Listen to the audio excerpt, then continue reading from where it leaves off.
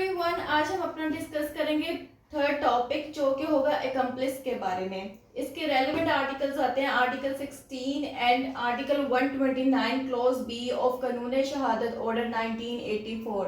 इसका cross reference है जी section 337 to section 339 of CRPC 1989। इसके रेलेवेंट जो भी केस लॉज होंगे उसको भी हम इसमें डिस्कस करेंगे। सबसे पहले बात करते हैं एकम्प्लिस होता क्या है, एकम्प्लिस की डेफिनेशन क्या है। केस लॉ है हमारे पास जो हमें डिफाइन करता है कि एकम्प्लिस होता क्या है, उसकी हमें डेफिनेशन देता है ये केस लॉ। वो है 1999 YLR 533। तो इस केस लॉ से हमें पता चलता है कि एकम्प्लिस होता है पार्टनर इन क्राइम या फिर गिल्टी एसोसिएट। ये केस लॉ में बताता है कि अकम्प्लिस वो शख्स होता है जो कि इसे आसान अल्फाज में कहा जाए तो ये होता है शरीके जुर्म। ठीक है, तो ये हमें केस लॉ बताता है कि अकम्प्लिस ऐसा शख्स होता है जो कि क्राइम करने में एक्टिव पार्टनर तो नहीं होता, लेकिन उसने जो एक्टिव पार्टनर होता है उसको उसने उस जुर्म करने में उसके साथ उसकी मदद जरूर की होती है, किसी ना किसी मायने से वो उसके साथ एसोसिएट जरूर होता है।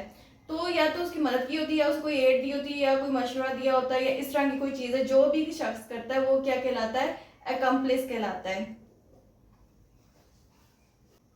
अब हम बात करते हैं आर्टिकल 16 की। तो article 16 of Qanun Shahadat order 1984 हमें बताता है, तीन बातों का ये जिक्र करता है। एक, सबसे पहले जो ये बात करता है वो कहता है कि जो एकम्प्लिस है वो अगर गवाही देने जाए या एज अ विटनेस पेश हो तो वो क्या है, वो एज अ कॉम्पिटेंट विटनेस है। कि जो हमने कॉम्पिटेंट विटनेस की हमने पहले टॉपिक 1 में इसकी रिक्वायरमेंट पढ़ लिया, आर्टिकल 3 एंड आर्टिकल 17 के तहत के कॉम्पिटेंट विटनेस क्या होता है। आप वो लेक्चर देखेंगे टॉपिक फर्स्ट वाला तो आपको कॉम्पिटेंट विटनेस की समझ आ जाएगी। तो अब आर्टिकल 16 क्या कहता है कि जो एकम्प्लिस है वो एक कॉम्पिटेंट विटनेस है। सेकंड ये कहता है conviction is not illegal on uncorroborated evidence. अच्छा, अब हमने आर्टिकल 3 जब हम पढ़ रहे थे तो उसमें हमने कोरैबोरेटेड और अनकोरैबोरेटेड एविडेंस की बात कर ली थी। अगर आपको याद हो कि आर्टिकल 3 में हमने बात की थी चाइल्ड विटनेस की, कि चाइल्ड विटनेस की टेस्टिमनी कुछ ऐसे मैटर्स होते हैं जिनमें कुछ ऐसे क्रूशियल या डेलिकेट मैटर्स होते हैं जिसमें अगर चाइल्ड विटनेस जो गवाही दे तो फिर उसकी कोरैबोरेशन होना जरूरी है। तो अब यहाँ पे अनकोरैबोरेटेड वर्ड का ये मीनिंग है कि कोरैबोरेशन होता है कि वेरीफाई होना, किसी अडल्ट की गवाही के साथ या कोई अडल्ट जो है अडल्ट मेल उसकी गवाही को जो है कंफर्म कर दे तो वो कोरैबोरेटेड हो जाती है। किसी की गवाही के साथ मिला देना, वो कोई वेरीफाई कर देता है उसको जो चाइल्ड विटनेस कह रहा है या कोई और भी विटनेस है जिसको कोरैबोरेशन की जरूरत है। अब यहाँ पे जो आर्टिकल 16 में पॉइंट डिस्कस हो रहा है वो ये हो रहा है कि अगर तो किसी शख्स को अनकोरैबोरेटेड एविडेंस की बिना पे कन्विक्शन हो जाती है तो वो इलीगल नहीं होगा, जबकि ये इन्होंने as a rule of law बात की है। जैसे कि अब हमें पता है कि जो एकम्प्लिस है वो क्या है, वो शरीके जुर्म है। तो अब उसकी गवाही पे मुकम्मल तौर पे उसके एतबार नहीं किया जा सकता, कोर्ट बिल्कुल भी उसकी गवाही पे रिलाई नहीं कर सकती। वो जो भी एविडेंस का दे रहा है वो हो सकता है वो अपने आप को बचाने के लिए हो या कोई झूठ हो उसमें छुपा हो या कोई भी और ऐसा मामला हो तो वो कम्प्लीटली उस पर रिलाई नहीं कर सकती। लेकिन कोर्ट चाहती है कि उसकी जो भी वो एविडेंस दे रहा है उसके साथ कोई ऐसी एविडेंस मिल जाए जो कि उसकी एविडेंस को वेरीफाई कर दे। वो एविडेंस क्या होगी, वो कोरैबोरेटेड नेचर की एविडेंस होगी। ठीक है, ये एक रूल चलता है जो कि देखा जाता है, जो कि माना जाता है कि कोरैबोरेशन एकम्प्लिस की जरूरी होती है एविडेंस देने के लिए। लेकिन आर्टिकल 16 ने हमें ये बात नहीं की है। आर्टिकल 16 ने हमें जनरल बात की है कि अगर अनकरैबोरेटेड एविडेंस भी होता है तो उसके लिए भी जो है कन्विक्शन हो जाए तो वो इलीगल नहीं होगी। मतलब अगर अकम्पलिस गवाही देता है बीइंग अ शरीक जुर्म या गिल्टी एसोसिएट या क्राइम पार्टनर इन क्राइम, तो फिर भी उसकी गवाही की बेस पर अगर किसी को कन्विक्शन हो जाए तो फिर वो इलीगल नहीं होगी। साथ ही यहाँ पे एक एक्सेप्शन आ जाती है जो कि हमारा है इस आर्टिकल का थर्ड पॉइंट, कि हदूद केसेस जो होंगे या हद से रिलेटेड हद के साथ रिलेटेड जो भी केसेस होंगे उसमें जो है अकम्पलिस की जो गवाही है वो एज अ कॉम्पिटेंट विटनेस नहीं मानी जाएगी। इसके अलावा हद या हदूद किसास के केसेस के अलावा जितने भी केसेस होंगे उसमें accomplice as a competent witness पेश हो सकता है। इसके रेलिवेंट अगर हम एक केस लॉ डिस्कस करें जिसकी साइटेशन है 2000 YLR 1994, तो इस केस लॉ में हमें पता लगता है कि वो कहता है कि अगर तो अकम्पलिस एक एविडेंस दे रहा है तो वो कन्विक्शन की बेसिस नहीं बन सकती। किन किन केसेस में नहीं बन सकती? हद या फिर किसास के केसेस में, मतलब हदूद केसेस में। इस केस लॉ ने हमें ये क्लियर कर दिया है, फर्दर ये क्लियर कर दिया है कि जो कन्विक्शन है, जो अकम्पलिस की जो भी एविडेंस है, क्योंकि वो एक अनकोरैबोरेटेड एविडेंस मानी जाती है। बेशक उसने जनरल आर्टिकल 16 ने ये जिक्र किया है कि वो एज अ कन्विक्ट हो सकता है, लेकिन साथ ही उसने एक्सेप्शन भी दी है कि हदूद केसेस में इसकी एविडेंस नहीं मानी जाएगी। तो इस केस लॉ ने फर्दर एक्सप्लेन कर दिया है कि हद और किसास केसेस में जो एविडेंस पे अकम्पलिस के एविडेंस पे रिलाई नहीं किया जाएगा, ना उस बेसिस पे जो है कन्विक्शन होगी। अब आर्टिकल 16 के साथ साथ article 129B of Qanun Shahadat order 1984 पढ़ना बहुत ज़रूरी है। ये फर्दर उसको एक्सप्लेन करता है आर्टिकल 16 को, और ये कहता है यहाँ पे आर्टिकल 129 में ये वो बात क्लियरिफाई करता है कि जो अकम्पलिस होता है वो अनवर्दी ऑफ क्रेडिट होता है। इसका मतलब ये है कि जो अकम्पलिस, इसने ये बात क्लियर कर दी कि जो अकम्पलिस है वो काबिल यकीन नहीं है, तो इसलिए उसकी जो भी एविडेंस है उस पर सोली मुकम्मल तौर पर उस पर रिलाई नहीं किया जा सकता अनलेस।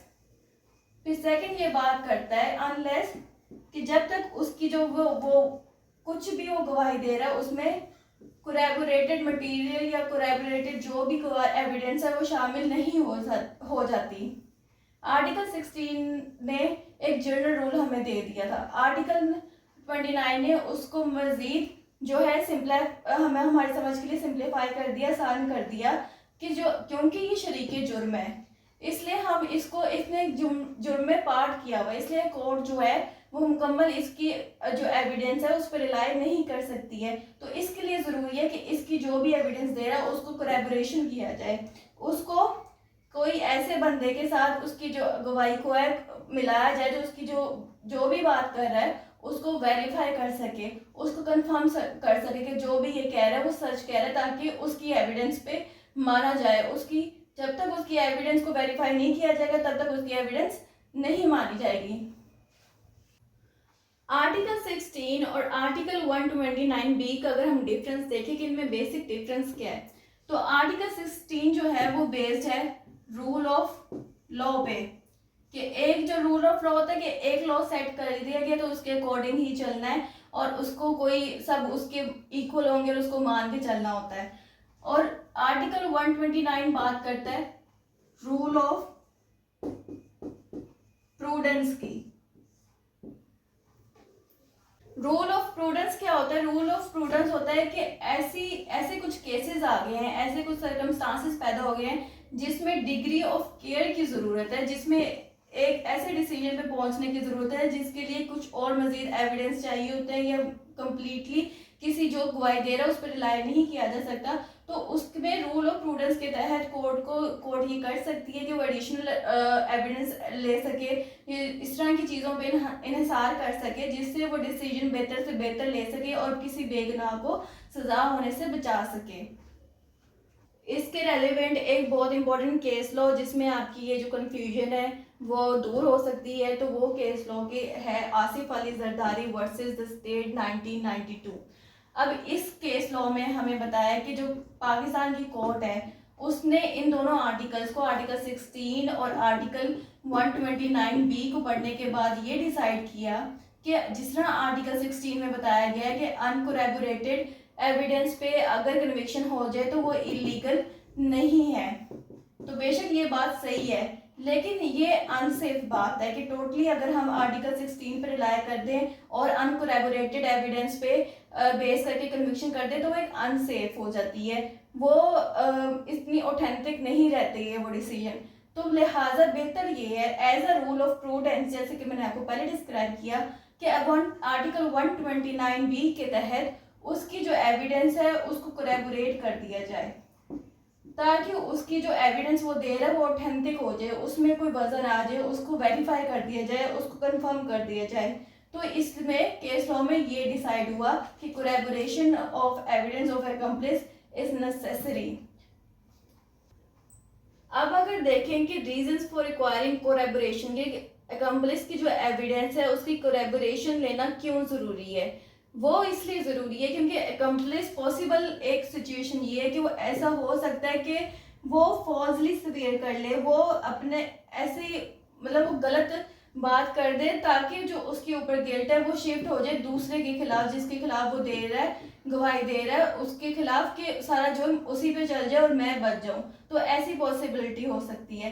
सेकंड पॉसिबिलिटी ये हो सकती है कि disregard the sanction of auth, कि जो उसने ऑथ लिया है कि जो वो कहेगा वो सच कहेगा, वो गलत नहीं होगा, या बयान हल्फी जो वो दे रहे हैं तो वो जो है उसकी जो उसको गलत ठहरा सकता है, उसको फॉल्स कर सकता है, उसका और जो है उसको झूठा करा सकता है, क्योंकि वो यही चाहता है। ये वाली बात आ जाती है कि वो अपना जो गिल्ट है वो दूसरे पे शिफ्ट कर देगा फौरन, और या फिर वो क्योंकि शरीक जुर्म है तो उसकी एविडेंस वो झूठा भी हो सकता है, तो उसकी जो एविडेंस है उस पर रिलाई नहीं किया जा सकता, इसलिए वो पॉसिबल है क्योंकि वो जुर्म में शरीक रहा है तो वो पॉसिबल है कि वो सही ओथ भी ना ले, ताकि वो जो कहेगा वो सच कहेगा। तो इस तरह ये भी पॉसिबिलिटी हो सकती है, इसलिए कोलैबोरेशन लेना ज़रूरी है इसकी एविडेंस की।